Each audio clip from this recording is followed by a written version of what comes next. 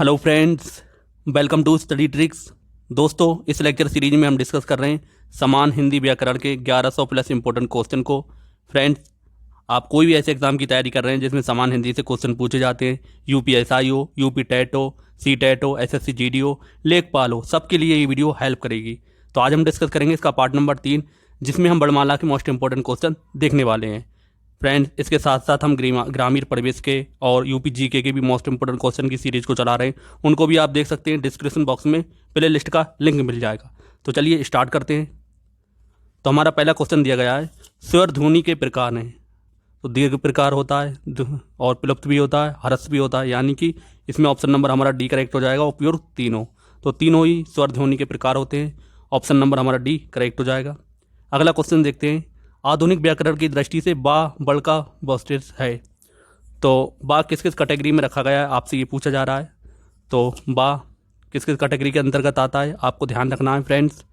ये दयुस्त होता है, स्पर्श होता है, अल्पप्राण होता है, घोष होता है और निरानुनासिक होता है।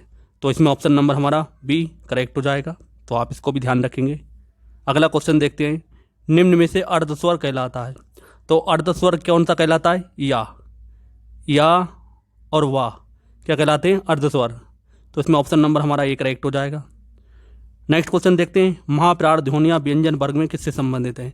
तो मैंने आपको बताया था महाप्राण क्या होती है। महाप्राण होता है दूसरा और चौथा, स्पर्श व्यंजन का दूसरा और चौथा वर्ण क्या कहलाता है, महाप्राण। तो इसमें ऑप्शन नंबर हमारा सी करेक्ट हो जाएगा, दूसरा और चौथा। और अल्पप्राण कौन सा होता है, अल्पप्राण तो स्पर्श व्यंजन का पहला, दूसरा और तीसरा, पहला तीसरा और पांचवा, ये कौन से होते हैं हमारे, अल्पप्राण। तो आप इसको ध्यान रखेंगे। अगला क्वेश्चन देखते हैं, भाषा की सार्थक लघुत्तम इकाई है, कौन सी है, ध्वनि। ऑप्शन नंबर हमारा सी करेक्ट हो जाएगा, इसको भी ध्यान रखेंगे। अगला क्वेश्चन देखते हैं, इनमें से कौन व्यंजन अल्पप्राण है। तो अल्पप्राण के लिए मैंने आपको बताया था, अल्पप्राण तो स्पर्श व्यंजन का पहला, तीसरा और पांचवा बड़ कौन सा कहलाता है, अल्पप्राण। तो इसमें आप देख सकते हैं कौन सा है, खा। दूसरा और चौथा कौन सा होता है, महाप्राण। तो इसमें खा क्या है, महाप्राण है। खा और था क्या है, था भी हमारा क्या है, महाप्राण है। चा क्या है, चा क्या है, अल्पप्राण। और फा भी हमारा क्या है, महाप्राण। तो इसमें ऑप्शन नंबर सी करेक्ट हो जाएगा, चा। अगला क्वेश्चन देखते हैं, इनमें से कौन सा वर्ण स्पर्श व्यंजन नहीं है। तो का से लेकर माँ तक हमारे सब क्या होते हैं, स्पर्श व्यंजन। या हमारा नहीं है स्पर्श व्यंजन, या, रा, ला, वा, ये क्या होते हैं, अंतस्थ व्यंजन। तो आप इसको ध्यान रखेंगे, ऑप्शन नंबर हमारा डी करेक्ट हो जाएगा। अगला क्वेश्चन देखते हैं, निम्नलिखित में से कंठ ध्वनियाँ हैं। तो का वर्ग के जितने भी वर्ण हैं हमारे क्या कहलाते हैं, कंठ ध्वनियाँ होती हैं। तो का, खा, गा, घा, वहाँ, ऑप्शन नंबर हमारा ए करेक्ट हो जाएगा। अगला क्वेश्चन देखते हैं, वर्णमाला किसे कहेंगे। फ्रेंड्स, वर्णमाला हम किसे कहते हैं, वर्णों के व्यवस्थित समूह को हम क्या कहते हैं, वर्णमाला। ऑप्शन नंबर हमारा डी करेक्ट हो जाएगा, इसको भी आप ध्यान रखेंगे। नेक्स्ट क्वेश्चन देखते हैं, हिंदी की शाध्वनि है। तो हिंदी की जो शाध्वनि होती है किससे बोली जाती है, आपको ये बताना है। फ्रेंड्स, ये किससे बोली जाती है, ये बोली जाती है तालक से। ऑप्शन नंबर हमारा बी करेक्ट हो जाएगा, तालप। अगला क्वेश्चन देखते हैं, कौन वर्ण ओष्ठ नहीं है, यानी जो कौन सा वर्ण ओष्ठ से नहीं बोला जाता है। तो पहले आपको पता होना चाहिए कौन कौन से वर्ण हमारे ओष्ठ से बोल जाते हैं। तो पा वर्ग हमारा किससे बोला जाता है, ओष्ठ से बोला जाता है। तो इस चीज़ को आप ध्यान रखेंगे। और क्या बोला जाता है, और हमारा जो ऊ होता है, ऊ, ये भी हमारे किससे बोले जाते हैं, ओष्ठ से बोले जाते हैं। तो इसमें हमारा कौन सा ऑप्शन करेक्ट हो जाएगा, आ। ऑप्शन नंबर डी करेक्ट हो जाएगा। तो आप इसको ध्यान रखेंगे। अगला क्वेश्चन देखते हैं, अल्पप्राण ध्वनियों का समूह है। अल्पप्राण यानी कि पहला, तीसरा और पांचवा स्पर्श व्यंजन क्या कहलाता है, अल्पप्राण। तो आप देख सकते हैं, का, खा, गा, ये तो नहीं होगा। चा, छा, जा, यही होगा हमारा। चा और जा क्या है, चा का कौन सा पहला वर्ण है और जा कौन सा है, तीसरा। तो ये कौन सा हो जाएगा हमारा, अल्पप्राण। ऑप्शन नंबर हमारा बी करेक्ट हो जाएगा। अगला क्वेश्चन हमारा, वर्ण शब्द का अर्थ नहीं होता है। तो वर्ण का अर्थ रंग होता है, आकाश होता है, अक्षर भी होता है, जाति नहीं होता है। ऑप्शन नंबर हमारा सी करेक्ट हो जाएगा, जाति। नेक्स्ट क्वेश्चन देखते हैं, कौन वर्ण घोष नहीं है। घोष या हम इसे क्या बोलते हैं, सघोष। तो आपसे पूछा गया है सघोष कौन सा नहीं है, तो कौन सा नहीं है आप ध्यान रखेंगे ता हमारा क्या है अघोष।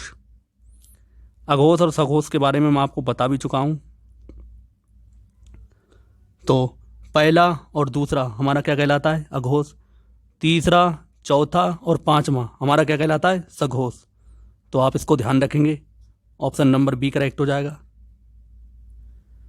अगला क्वेश्चन देखते हैं, किन ध्वनियों को अनुस्वार कहा जाता है। दोस्तों स्वर के बाद आने वाले नासिक ध्वनि को हम क्या कहते हैं अनुस्वार। ऑप्शन नंबर हमारा ए करेक्ट हो जाएगा इसमें। नेक्स्ट क्वेश्चन देखते हैं, किस शब्द में री स्वर नहीं है। तो कृपा में है, कृष्णा में है, दृष्टि में, रिवाज में नहीं है। ऑप्शन नंबर हमारा डी करेक्ट हो जाएगा। अगला क्वेश्चन देखते हैं, निम्नलिखित में से दंतब बल है। तो ता वर्ग के जितने भी अक्षर होते हैं हमारे क्या होते हैं दंतब वर्ग। तो तय हलंत ता हमारा क्या है दंत वर्ग का। ऑप्शन नंबर हमारा सी करेक्ट हो जाएगा। नेक्स्ट क्वेश्चन देखते हैं, घा का उच्चारण स्थान है। तो घा कौन से वर्ग का है का वर्ग का। तो का वर्ग के किससे बोले जाते हैं कंठ से। तो इसमें ऑप्शन नंबर हमारा बी करेक्ट हो जाएगा कंठ। आप इसको ध्यान रखेंगे। नेक्स्ट क्वेश्चन देखते हैं, हिंदी शब्दकोश के अनुसार संतान, सकल, सचल, सक्षम शब्दों का सही क्रम है। तो कौन सा है, सबसे पहले संतान आएगा, फिर सकल आएगा, फिर सक्षम, फिर सचल। तो इसमें ऑप्शन नंबर डी करेक्ट हो जाएगा। आपको ध्यान रखना है। इसमें आप हो सकता है सक्षम में और सचल में कंफ्यूज हो जाएं।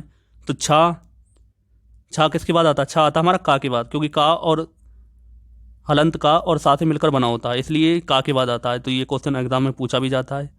ऑप्शन नंबर इसमें हमारा डी करेक्ट हो जाएगा। अगला क्वेश्चन देखते हैं, निम्न में से महाप्राण है। तो महाप्राण कौन कौन से होते हैं, दूसरा और चौथा वर्ण। तो था हमारा क्या है दूसरा वर्ण है। तो इसमें ऑप्शन नंबर हमारा ए करेक्ट हो जाएगा। इसको आप ध्यान रखेंगे। अगला क्वेश्चन देखते हैं, हिंदी शब्दकोश में आ व आह किस वर्ण के साथ आता है, किसके साथ आता है आ के साथ। ऑप्शन नंबर हमारा बी करेक्ट हो जाएगा। अगला क्वेश्चन देखते हैं, छा वर्ण किसके योग से बना है।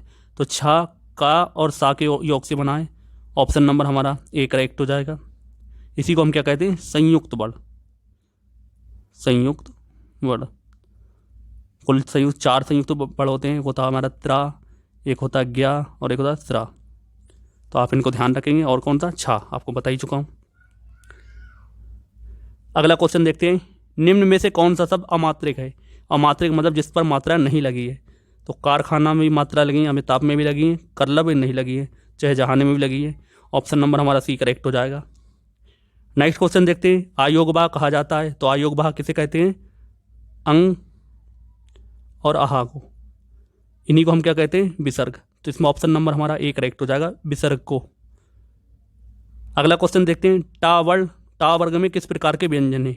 तो टा वर्ग के व्यंजन किससे बोले जाते हैं, आपको ध्यान रखना मूर्धन्य से। तो इसमें ऑप्शन नंबर सी करेक्ट हो जाएगा मूर्धन। अगला क्वेश्चन देखते हैं, प्रश्न के आधार पर ला किस प्रकार की ध्वनि है। तो ला के लिए जो क्वेश्चन बहुत पूछा जाता है, आपको ध्यान रखना है पशार्विक ध्वनि कहते हैं इसे। ऑप्शन नंबर हमारा ए करेक्ट हो जाएगा। नेक्स्ट क्वेश्चन देखते हैं, हिंदी वर्णमाला में अंग और आह क्या है।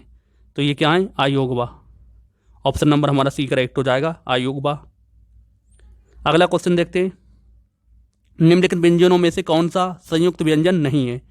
तो शा, शा, सा नहीं है। आपको ध्यान रखना ऑप्शन नंबर इसमें हमारा बी करेक्ट हो जाएगा। ये हमारा संयुक्त व्यंजन नहीं है। जो दो व्यंजनों से मिलकर बना होता है उसे हम क्या कहते हैं संयुक्त व्यंजन। जैसे कि त्रा, ता और रा से मिलकर बना है। अगला क्वेश्चन देखते हैं, निम्न में से कौन सा व्यंजन स्पर्श संघर्षी नहीं है। स्पर्श संघर्षी या ऊष्म व्यंजन कौन से होते हैं हमारे शा, सा और हा। कौन सा है, तो कौन सा आपसे पूछा है तो इसमें कौन सा हो जाएगा D. Option number D correct हो जाएगा सा। अगर केवल हा होता तो ये भी होता, लेकिन मात्रा लगी है। अगला क्वेश्चन है, हिंदी वर्णमाला में व्यंजनों की संख्या है। तो व्यंजनों की संख्या कुल कितनी है 33।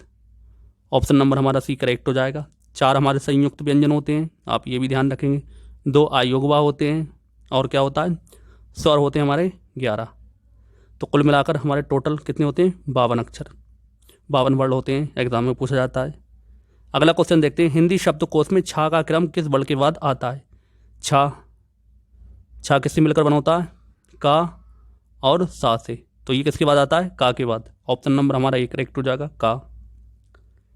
अगला क्वेश्चन देखते हैं, ए के उच्चारण स्थान का नाम क्या है? दोस्तों ए का उच्चारण किस स्थान से होता है? आपको फ्रेंड्स ध्यान रखना है, किससे होता है इसका? कंठ तालक से। कंठ और तालु दोनों से मिलाकर होता है इसका उच्चारण। तो इसमें ऑप्शन नंबर हमारा डी करेक्ट हो जाएगा। अगला क्वेश्चन देखते हैं, निम्नलिखित में से कौन वर्ण अंतस्थ नहीं है? तो अंतस्थ कौन से वर्ण होते हैं? या, रा, ला और वाह। तो या भी है, रा भी है, वाह भी है, लेकिन हा नहीं है। हा कौन सा हमारा? ऊष्म व्यंजन, या इसी को बोलते हैं संघर्षी व्यंजन। तो आप इसको ध्यान रखेंगे, ऑप्शन नंबर हमारा बी करेक्ट हो जाएगा। अगला क्वेश्चन देखते हैं, अघोष वर्ण कौन सा है? अघोष वर्ण मतलब दोस्तों स्पर्श व्यंजन का पहला और दूसरा वर्ण क्या कहलाता है? अघोष व्यंजन। तो आप देख सकते हैं इसमें हमारा कौन सा होगा? इसमें होगा हमारा सा। और जितने ऊष्म व्यंजन होते हैं, इन्हें मिला के हम क्या कहते हैं? अघोष वर्ण। तो आप इसको ध्यान रखेंगे, ऑप्शन नंबर डी करेक्ट हो जाएगा। अगला क्वेश्चन देखते हैं, हिंदी के तालक ध्वनियाँ हैं। तालक वाली ध्वनि कौन सी हैं? चा, छा, जा, झा। तो किससे बोली जाती हैं? तालु से। तो इन्हें हम कहते हैं तालब्य ध्वनियाँ। ऑप्शन नंबर हमारा ए करेक्ट हो जाएगा। नेक्स्ट क्वेश्चन देखते हैं, कौन सी ध्वनि अल्पप्राण है? अल्पप्राण मतलब स्पर्श व्यंजन का पहला, तीसरा और पांचवा वर्ण क्या कहलाता है? अल्पप्राण। तो खा नहीं है, ता है हमारा, था भी नहीं है और धा भी नहीं है। तो इसमें ऑप्शन नंबर डी करेक्ट हो जाएगा, ता। नेक्स्ट क्वेश्चन देखते हैं, हिंदी के स्पर्श, घोष, महाप्राण, दंत व्यंजन ध्वनि कौन है? तो आप देख सकते हैं दंत व्यंजन, आप दंत से पकड़ सकते हैं। तो ताबर के जितने भी अक्षर होते हैं किससे बोले जाते हैं? दंत से। तो इसमें कौन कौन से ताबर के? दा और था। अब आपसे पूछा गया है महाप्राण, यानी कि दूसरा और चौथा। तो था कौन से अक्षर पर आता है? दूसरे पर हमारा क्या है? दा, धा। तो हमारा इसमें कौन सा ऑप्शन करेक्ट हो जाएगा? था। ऑप्शन नंबर, निम्नलिखित में से कौन सा स्वर संवृत है? तो इनमें से कौन सा स्वर संवृत है आपको फ्रेंड्स ध्यान रखना है। ई हमारा क्या है? संवृत स्वर। तो ऑप्शन सी करेक्ट हो जाएगा। इसमें भी गलत टिक लगा रखा है। अगला क्वेश्चन है, हिंदी की मूर्धन ध्वनियाँ हैं। तो हिंदी की मूर्धन ध्वनि कौन सी होती है? मूर्धन किससे बोली जाती है? टावर के जितने भी होते हैं हमारे क्या कह लेते हैं? मूर्धन। ये मूर्धा से बोले जाते हैं। ऑप्शन नंबर हमारा बी करेक्ट हो जाएगा। नेक्स्ट क्वेश्चन देखते हैं, हिंदी की वा ध्वनि है। तो बा ध्वनि किससे बोली जाती है? फ्रेंड्स आपको ध्यान रखना है, ओष्ठ से।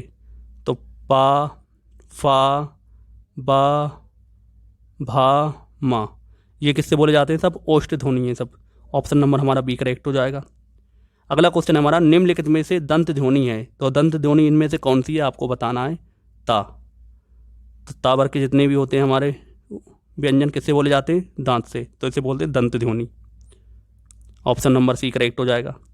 अगला क्वेश्चन देखते हैं, निम्नलिखित में से कौन सा स्वर संवृत है? तो कौन सा स्वर है संवृत? ई। ऑप्शन नंबर हमारा सी करेक्ट हो जाएगा। क्वेश्चन रिपीट हो गया है। नेक्स्ट क्वेश्चन देखते हैं, निम्नलिखित ध्वनियों में से कौन सी दंतोष्ठ यानी दांत प्लस ओष्ठ से बोली जाती है? तो कौन सी बोली जाती है आपको ध्यान रखना है? वाह। ऑप्शन नंबर हमारा डी करेक्ट हो जाएगा। अगला क्वेश्चन देखते हैं, निम्नलिखित वर्गों में से कौन सा मूर्धन ध्वनि का है? तो मूर्धन ध्वनि किससे बोली जाती है? टा वर्ग के जितने भी होते हैं मूर्धन से बोले जाते हैं। ऑप्शन नंबर हमारा बी करेक्ट हो जाएगा। अगला क्वेश्चन देखते हैं, शाह ध्वनि का उच्चारण स्थान है। तो शाह कहाँ से बोली जाती है? शाह बोली जाती है तालब्य से। ऑप्शन नंबर हमारा बी करेक्ट हो जाएगा। तालब्य ध्वनि या तालु से बोली जाती है इसे। अगला क्वेश्चन है, निम्न में से कौन सा व्यंजन पाशार्विक है? तो कौन सा होता है? ला। इसके बारे में आप ध्यान रखेंगे। ऑप्शन नंबर हमारा बी करेक्ट हो जाएगा। नेक्स्ट क्वेश्चन देखते हैं, निम्नलिखित में से कौन एक संयुक्त व्यंजन नहीं है? तो कौन सा नहीं है? वहाँ बाकी छा, त्रा, ज्ञा ये सब क्या है? संयुक्त व्यंजन। ऑप्शन नंबर हमारा बी करेक्ट हो जाएगा। अगला क्वेश्चन है, या, रा, ला, बा किस वर्ग के व्यंजन है? तो इन्हें हम कहते हैं अंतस्थ व्यंजन। कौन सा? अंतस्थ। ऑप्शन नंबर हमारा सी करेक्ट हो जाएगा। आप इसको ध्यान रखेंगे। अगला क्वेश्चन देखते हैं, भाषा विज्ञान की दृष्टि से ऊ किस प्रकार का स्वर है? दोस्तों भाषा दृष्टि के आधार पर ऊ होता है जो हमारा कौन सा स्वर होता है आपको ध्यान रखना है। इसे हम कहते हैं पार्श्व संवृत, यानी पीछे की ओर से बोला जाता है, तो इसमें ऑप्शन नंबर डी करेक्ट हो जाएगा, फर्स्ट समरंत। फ्रेंड्स, ये था समान हिंदी का पार्ट नंबर 3, जिसमें हमने मोस्ट इंपॉर्टेंट क्वेश्चन डिस्कस करे। आई होप आपको ये वीडियो पसंद आया होगा। पसंद आया तो वीडियो को लाइक शेयर ज़रूर करें और कमेंट करके ज़रूर बताएं आपको ये कैसा लग रहा है। फ्रेंड्स, आप लोग किसी भी ऐसे एग्ज़ाम की तैयारी कर रहे हैं, समान हिंदी से क्वेश्चन पूछे जाते हैं, तो ये वीडियो बहुत ज़्यादा आपके लिए हेल्प करने वाला है। इसी तरीके से हम लगभग 1100 प्लस इंपॉर्टेंट क्वेश्चन कवर करने वाले हैं। और अगर आपको इसका PDF चाहिए तो आप मेरे टेलीग्राम चैनल को ज्वाइन कर सकते हैं, उसका लिंक आपको डिस्क्रिप्शन बॉक्स में मिल जाएगा। तो मिलते हैं नेक्स्ट वीडियो में नए प्रैक्टिस सेट के साथ। तब तक के लिए जय हिंद, जय भारत।